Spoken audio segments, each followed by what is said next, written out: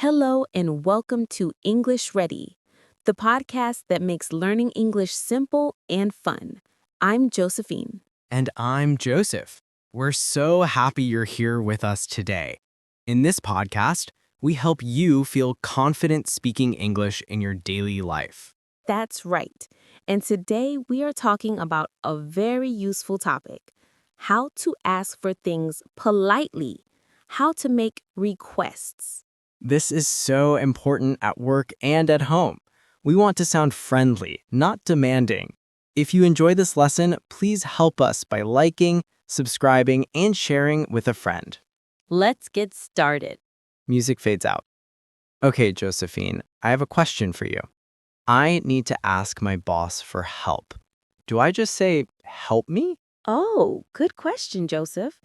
Help me is a little direct. It can sound a bit strong. In English, we often use can you or could you to sound more polite. Ah, I see. So I should say, can you help me or could you help me? Yes, exactly. Could you is a little more polite than can you, but both are great. Let's give our listeners an example. Imagine you are at work. Your colleague has a pen you need. Okay, so I can say, can I use your pen? Or could I use your pen? Perfect. And at home, let's imagine you are in the kitchen. You want your sister to pass the salt. What can you say? Can you pass me the salt? Or could you pass me the salt? Good job. So our first and most useful phrases are can you and could you. Everyone, repeat after us. Can you help me? Pause for listeners to repeat. Could you help me? Pause for listeners to repeat. Great. Now, there is another very polite word we can use. The word is please. Always remember please. Yes, please. It's a magic word. Let's add it. Can you help me, please? Could you pass the salt, please? It makes a big difference. So we have can you, could you, and always please. Now let's listen to a short conversation. I'm at work and I need to talk to my manager, Sarah. Hello, Sarah. Could you help me with this report, please?